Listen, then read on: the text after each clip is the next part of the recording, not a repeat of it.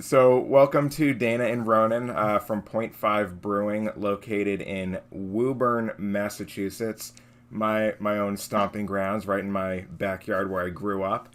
Um, a little bit of just business beforehand. We want to thank everyone who has already listened to the podcast, who continues to listen, and sharing it with friends and family and all that stuff. So awesome. Let us know if you have any questions, comments, thoughts, or concerns. Yeah, but this week we are joined, as I said, by Dana and Ronan from Point Five Brewing. Um, and we're just going to have a nice conversation focused around Point Five, how you guys started, when you started, how you guys got involved in the non-alcoholic scene. So without any further ado, if I'll turn it over to you two, and if you just want to kind of jump in and tell a little bit about how you got into the non-alcoholic scene and then why you decided to start a brewery, let alone a non-alcoholic brewery. So I'll just turn the floor over to you guys and we'll get started. Yeah, thank you so much for having us. I'll take a stab at the intro, and Ronan, feel free to hop in wherever you see fit. But yeah, it's been kind of a journey. So in 2016, I believe, Ronan started Sandymount Technologies out of MIT. And the focus started off with reducing transport costs for global brewers. And so our sort of flagship technology is using membrane filtration to remove water about 75%, and then by reducing the transportation costs for these brewers by 75%. So since 2016, we've really been focusing on that avenue. But I guess probably in early 2019, 2018, we started developing our non-alcoholic technology. And we kind of realized that through a similar process, we could remove both ethanol and water and get a low ABV beer. And right now, I mean, that market is exploding in Europe. There are all sorts of new products out. We're really excited about the idea of putting out a new product. And our original testing, I think when we started sort of developing products, we got a lot of really positive feedback from our sensory panels. Saying that those beers had just an excellent flavor match with the original beer we were using. So we kind of ran from there. And then in, I believe, around October of last year, we decided to launch Point Five. And we're selling online right now. Of that. Awesome. And Ronan, what's your backstory to Point Five? Anything to add on? And also, how did you get more involved with this? Yeah, so I suppose my pathway to start in Sandymount is via MIT, where I studied mechanical engineering and membrane desalination. So I came from the technology direction, and as Dana mentioned, found an application in saving brewers money on transport by allowing them to make high quality concentrates. So that's kind of the intro to Sandymount. As Dana said on the way, it was just happenstance. We found a way to use the technology in a slightly tweaked way to remove alcohol. And, personally, I've always taken an interest in kind of little home projects. Like I brew mead, honey wine, I've brewed some beer, that kind of thing. And so that kind of fun angle is part of the reason for saying, you know what, why don't we just give it a whirl and start a brand kind of bottom up ourselves? I mean, you have to understand a lot of our business has been B2B, selling to very large companies. So to come in and say, you know what, we're going to go bottom up and we're going to try and start a business this way, that's pretty different. And yeah. I guess not everybody would agree with that decision to kind of split efforts, but that is kind of fun. So fun is a motivation, So Sandymount Technologies was what you were kind of selling to the big guys, and then from there, Point Five started. Yeah, that's right, and that's still the way it is today. Sandymount still has a number of large clients, and then under the Sandymount umbrella, we have Point Five. Okay. I was wondering about that because I was looking at your email address and I'm like, these aren't at point5.com. What's going on with it? Am I talking to the right people here? So I spent about 15 minutes yesterday making sure I was actually talking to the right people. Yeah. And thankfully you are. Yeah. Could you expand upon, just how the technology works and just how it differentiates against other like filtration technology? Yeah, so I can start by kind of outlining a number of common NA technologies, and then I can kind of dive into what makes ours different. But I think primarily, and for a long time, brewers have used vacuum distillation to remove alcohol. And basically they evaporate the ethanol off at higher temperatures. And one of the downsides of this is that they often lose a lot of key flavor compounds along with the ethanol. Now, some brewers can add these back in, but I don't think you get all of the aroma compounds that you've moved back into that. And then the second one that I think is becoming more and more popular right now is arrested fermentation. And brewers can tweak some of their brewing parameters like temperature to hit a lower ABV. And a lot of these beers I think are really good that are out there right now.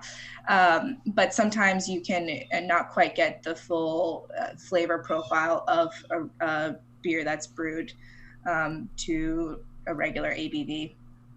And what we use is a reverse osmosis system.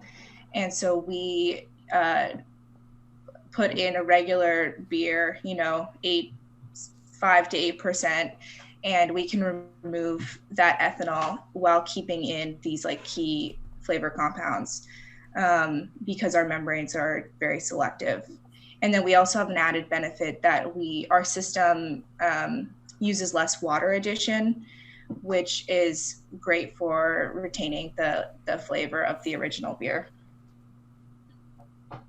And so do you still have a natural carbonation to it, or do you have to force carbonate it because it's a concentrate that then obviously needs some type of additive, water or what have you, to get the volume needed? What's the carbonation process look like there? Yeah, so we do concentrate the beer. So when it comes out of the system, it's at maybe five times the concentration, and we will add back in water and we carbonate to our specifications. Awesome. What is the percentage of more because it's more eco-friendly, right? Because it saves water, correct? Is that like one of the biggest pros of it as well? How does that work? Like, how does it produce more in reference to not using more water? Produce more. It uses less water addition. Maybe Ronan can speak to the water used in overall process for cleaning and everything, the comparison there. Yeah, so this is getting a bit into the nitty-gritty of membrane processes, but if you're going to do membrane dealkalization, the typical way you'll do that is you'll basically squeeze out the water and the alcohol through a membrane. Now, conventionally, most conventional reverse osmosis systems that do that, they'll only be able to squeeze out a small amount of that water. So what they'll have to do is keep adding water, so you keep flushing alcohol out. So you can think of it as like the liquid is being concentrated, and then you have to keep adding water in order to keep it from being too sticky or too viscous to clog your machine. Now, what's unique about our machine is we're able to really get it up really high in concentration. So we can go like a normal system goes like this, we're going like this. So the amount of water we add is a lot less, which, from a flavor standpoint means we're flushing out less flavor. And then from just a sustainability standpoint, as you said, we've less water that has to be put in, which means we've less that's coming out. So there's just less water being used overall in that flushing process, which technically is called diafiltration. Love the terms. Yeah, right. But yeah, another just a little tangent, but side benefit of us being able to concentrate while we dealkalize is we are able to deliver the product as a concentrate to bars. So I'm pretty excited because we have a video coming up likely later this week of our draft dispense technology, where we can dispense a keg of concentrated beer and carbonate it on the spot, to your point on forced carbonation. So Chris, we can literally do that at the bar and kind of brew it on the spot for consumers, which I think is exciting in terms of saving transport, saving emissions on transport, but also saving space and saving on, risks of injuries in the bars themselves. So and there are not a lot of NA beers on tap. Yeah, that's true too. Yeah, definitely not.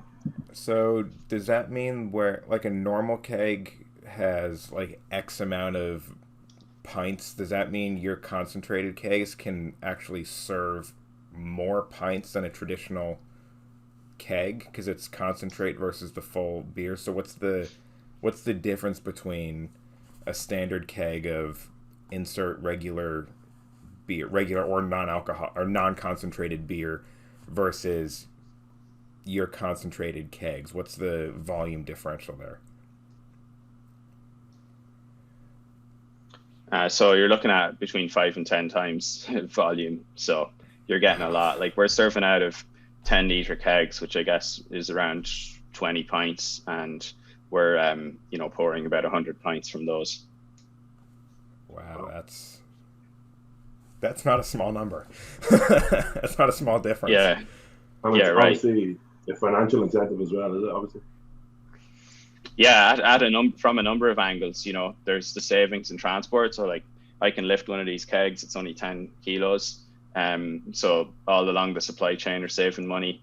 And then at the bar itself, you don't have to have big storage space for the beer. And then additionally, from a flavor stability standpoint, because it's more concentrated, you have a lot less risk of microbial growth. So the product is going to be fresher from a microbial standpoint. So there's also the flavor benefit to the consumer. And is this technology produced by your tech company as well? Right. So exactly. Okay. Yeah. So it's kind of Sandymount's the technology platform, and then that technology platform is used by large brewers, but also we're using it for Point Five. Very good. Of course, business. You get the corporate discount. Yeah. We get the inside discount. Yeah. So can you tell us a little bit more about the beer that you've created? I believe you guys only have the one 0.5 kind of light lager type of beer. Could you go into some detail about why you chose to brew that kind of beer and give us kind of some background on it, flavor profiles, tasting notes, stuff like that? Yeah, I think we chose a light lager for our first beer because it's kind of not universally liked, but I think a very wide range of people really enjoy that kind of beer. It's drinkable, it's refreshing, perfect in the summer, working from home. And yeah, there's not a lot of, has a kind of a clean aftertaste. It's drinkable. Yeah, I mean, my favorite beer is a Pilsner. My favorite beer is that lager style. And that's just me personally. I guess a majority of the beer market by volume would agree with me. A majority of the craft beer market would probably not agree with me. I was going to say. That's why we're leaning towards aggressively leaning towards the IPA range. Right, totally. Yeah, probably more than half the craft market is IPA. Mm-hmm. But the Pilsner style is tested with time. It is, the largest volume. It's also probably the most difficult beer to make a good NA from, because it's a very delicate flavor profile. So whereas with an IPA, you can do dry hopping at the end and you can get a pretty good product, Like I think the Athletic Brewing product, in terms of their, hoppy products are very good. But if you go for something that's not hopped and you want to be true to the original delicate profile, that's pretty difficult to pull off. And so strategically, for a technology that's able to distinguish well between these flavor molecules and alcohol, you want to challenge it. I think you want to show it off. And, that's I think where the Pilsner choice comes in, That's exactly my interpretation of all the beverages in that market. It's usually the IPAs are the better tasting ones because of the hops, and then the lagers and lighter beers always has some watery taste to it because there's just something that wasn't right. Yeah, you can taste something missing. Yeah, it's so much harder to hide, what it's lacking, which is alcohol and flavoring. And now of the three of us, I'm the only one, I guess, that can attest to the success of the beer that you guys have done. Nice. It is solid. Nice. You picked some up, Chris? I did when I was up at my parents' house. I think I was telling Dana this over email that I'm on a non-alcoholic beer Facebook group. And someone posted Point Five, and I was like, oh, I've never seen that label before, and I'm always interested in trying new stuff, so I'll Google it. Right. No shit, it's like 20 miles from me, if that, in Woburn. Wow. So I went onto the site and ordered a 12-pack 2 weeks ago when I was at my parents' house, and I've had a couple. And yeah, exactly. It's a great lunchtime work from home beer. But yeah, nice. It's really good. You really don't get that watery finish on the end that a lot of non-alcoholic beers get across the styles. You get that watery finish, and it's a solid lager that you guys have put together. So well done to you guys, definitely. Yeah, Thanks. cheers. I'd say we didn't really answer, but you asked about tasting notes. I'd say on the Point Five, the short summary is it's definitely a malt forward taste and a clean aftertaste. So that's kind of what you're getting. Mm-hmm. So I think it's the malt that kind of comes through, as opposed to, an IPA where it's going to be high on hops and high on kind of bitter aftertaste. So that's the contrast. Yeah. And do you guys still drink alcohol, or have you gone sober, or kind of part half and half? Yeah, I'm probably half and half. There's so many great IPAs around here, but I think especially recently there have just been so many times where I don't want to get drunk, and I want to feel good, and I want to exercise, and so or work. I find myself drinking the Point Five in the workday, or like at the batting cage, or some more maybe active situations. And what about you, Ronan? Yeah, I'm a mixed bag. Point Five for me is really handy again in the evening time. If I don't want to drink before bed, it's just have something in the paw. Something to sip on. Yeah. Also, sometimes I go visit friends, and if I'm driving or I have a moped that I use to get around, I'm not very keen on drinking if I'm, on the moped or in the car. So at least with the Point Five, you can kind of have a beer while other people are having a beer. So yeah, you get that social fixation of I'm drinking a beer, but I'm not drinking. Also, I'm not a Coca-Cola drinker. Like Coca-Cola, great company. Well, I'm sure in some ways great in that they've built a big brand, but I just don't like the sweetness of drinks. Yeah. So, but I also wouldn't be a big fan of water. I find it hard to chug a few glasses of still water. And Point Five, I think, mixes it up a bit. Yeah, definitely. Totally. Do you have any ideas of any future products that you guys plan on making? Or are you just gonna stick with the lager, see how it turns out, and then go from there? We have some ideas cooking. Is there anything that we can't give away our secret sauce? Anything that you could hype up of from a marketing perspective? Suspense. Our 3 listeners would love to hear. So, yes. I mean, Dana's right. We've got some ideas cooking. I think things to look out for, draft. So I think draft is a big thing. You're going to see a video popping up online pretty soon. And, we're bringing that to market actively in Ireland.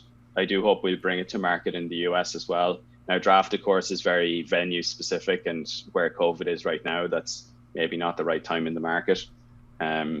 I think what you'll also see from Point Five in terms of just styles is sticking with the drinkable category, where we're focused on having a taste that's a great match on the original beer.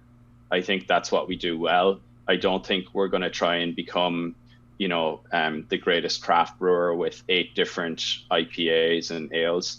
I think we're going to try and stay true to the, the simple and drinkable message that we have with Point Five. So that might give you a little hint about what we come out with on the flavor side. Yeah. Love it. And do you have your own bar setting and by your brewery? Like, is it just all connected? I've never been.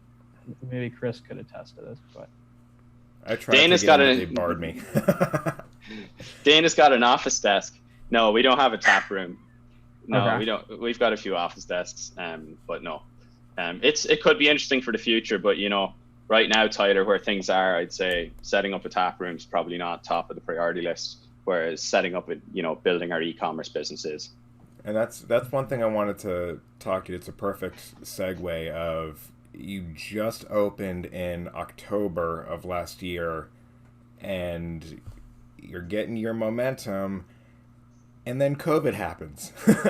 So have you needed to adapt at all? And what have you done as a fledgling brand new business to be able to ensure sustainability throughout this whole fiasco? Well, one thing is that we're focusing all our energy on online sales right now. I think before COVID, we were playing around with a couple other venues, and right now it just makes sense for us to sell at www.point5brewing.com. Yeah, that's probably the key change for us. And because it's non-alcoholic, you can sell online versus the alcoholic stuff, which needs to go through distributors and all that stuff, and a lot of that has come to a screeching halt. So what have you guys run into in terms of what states you can sell to, and how, because there's federal parent laws of this is considered non-alcoholic, but because it's a malt beverage, you can't sell it in our state, type of thing. So how have you guys kind of overcome some of those differentials from state to state? Yeah, so regulation is not something that's straightforward when you have a federal and you have state level system, and you have laws that were maybe not written for a future where there'd be such strong growth in the non-alcoholic market. So you kind of have to just dig in. You have to read with what the regs are, engage with the states and the federal, also kind of work or check what other companies are doing in the space, and use your reasonability test as to what can be done while being responsible. In short, I would say a majority of the states in the US, it's quite straightforward to distribute non-alcoholic beer. The issue in some states is that it can be classified as a beer purely because of the fact that it's produced with, say, fermentation, and kind of regardless of what alcohol content it has, including very low alcohol content, still is classified as a beer, which puts you in a position where, well, you're worried if you did distribute, would you run into trouble or not be in line with the laws that the state wants to follow. So, there probably are some states where we could maybe push and try and just get into, but I think we take a cautious approach and, try to have some clarity before we go. So I think the latest number of states, I think it's, Dana, I was counting, I think it's 31 that we're in right now. So there is a bit of work to go to get some more coverage. I think we've most population centers covered, maybe with the exception of Texas, I think is a big one that we don't have. And I do expect that over time, things will adjust to help us out. So. That's awesome. That's really exciting. 31 for just being this is over almost a year now that you've been going at this. What are those special states that can't be distributed into? Well, some of the southern states, I think just the way that the laws were originally written, they're kind of so broad that they, I wouldn't say accidentally, but it's almost accidentally they include non-alcoholic beer. And so you just get in a situation where you're kind of covered by a law that's broader than what you'd like the intent for that law to be. So, I think that's primarily where we see the issues. Interesting. I keep looking over to my left because I have my questions up on my second monitor. So forgive me for looking like I'm not paying attention. I am. And obviously the name is obviously just comes from the ABV, is it? Like 0.5 ABV or? Very clever. Very clever, very clever. So is that also the name of the lager, or is it kind of like an unnamed lager and you put the brewery's name on it in big bold letters to hide the unnamed lager? Well, Point Five is our flagship product, so it's the name of the product, and then the company is Point Five Brewing. Okay. I think originally part of the thought was that we might call it 0.5 pills. Now, under current regulations, you're not allowed to use beer styles within the names of non-alcoholic beers. So you actually, you can look at the market and you can see various levels of interpretation of this rule. But generally speaking, you're not supposed to, in the US, say like 0.5 Hefeweizen, or you're not supposed to have the beer style. Now, I know the Brewers Association is working on getting those beer styles allowed, but that ended up being a factor. And to be honest, short is sweet. So 0.5, we feel it's going to be our flagship product going ahead. There may be some variants on that where we add in 0.5X, 0.5Y, but 0.5 will probably remain our flagship product. So how does Sam Adams get away with Boston Lager? Oh, because it's only for non-alcoholic that you're not allowed to do this. Yeah. Okay. Yeah. Okay. I was going to say that's a pretty big violation and a well-known one too. Yeah, no, just non-alcoholic. Okay. So there is more and more up-and-coming legislation for non-alcoholic stuff. Is there any at the state level at Massachusetts that you're aware of, or is there anything federally that is coming down the pipe that maybe we can try and throw some support behind?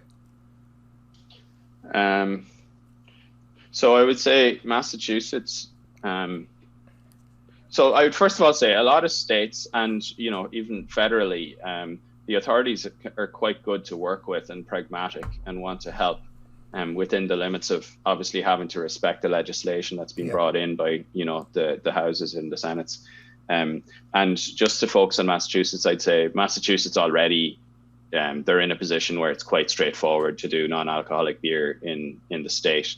So maybe there are some efforts to improve certain things, but they're not significant enough that I could tell you, because from our standpoint, we don't really see barriers in Massachusetts. At the federal level, there is that labeling rule, and I understand the Brewers Association's behind that. I kind of keep track at a distance. Yeah. And I'm sure there are some other initiatives as well. I know that you have to get your process approved in order to produce non-alcoholic beer, and now that there's new processes coming out, there will be probably ways that the approval process can be simplified. So, yeah. Gotta love the TTB and the FDA and all them. Yeah. Yeah, that's their core to the approval. TTB especially, FDA I think now is taking more of a role in ensuring compliance to standards within breweries. So yeah, you got them. They're the two relevant ones. Yeah. So they're kind of concluded up. Could you just tell us about how you see the future of Point Five Brewing, and maybe just more so exactly where you can find your guys' products, which you already hint on that. Right. Yeah, so the next 6 to 8 months, and then continuing on 5 years down the road, where do you guys see yourselves? Yeah, I mean, I think in the intermediate term, keep an eye out for any new products that that might be launched, and maybe some new packaging formats. You can buy online at point5brewing.com. We also have an Instagram, a Twitter, a LinkedIn page you can check out. We should have some good content on draft coming up as well, it seems. And I think keep an eye out, as bars start opening up for some draft technology in various forms. And then I think down the line, we hope to have some more products available for all the NA beer lovers out there.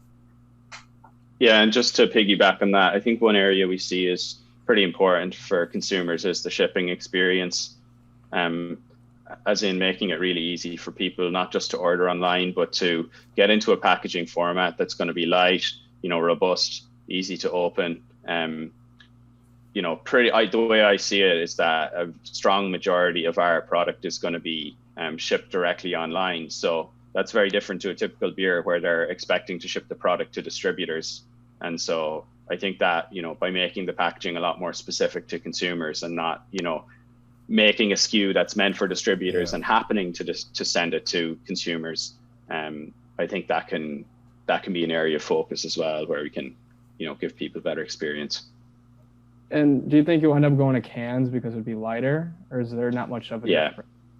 No, totally. Cans, in terms of weight, in terms of quality, in terms of recyclability, totally, makes sense. Awesome. That's great. And I did enjoy the fact that the box that the beer was shipped in was labeled as contains hand sanitizer, and there was 4 or 5 ounce. Is there anything with that where you had to label it as hand sanitizer because, like, for shipping bylaws or something, versus just saying it's beer? We're actually running a promo that where we included a bottle of hand sanitizer in our orders of 12 packs, and the DOT regs right now require that you label for ground transportation that there's hand sanitizer in there. So that's why that sticker is on the box. Huh. And I think the promo will probably continue for a couple more weeks. Awesome. Get a free bottle of sanitizer with your 12 pack. Great. Love that. Gotta do something with that extra distillate. Yeah. Yeah, right. Well, we are pretty much at the end of this Zoom call. So I want to thank you guys. Thank you both for joining us this morning. And definitely looking forward to seeing what else is coming from you guys from my home state. As well as Ronan, I did see that email. I think you e-blasted out to everyone yesterday or something about new payment and website updates behind the scenes and stuff. So yeah, that's awesome. I'm going to look into that today.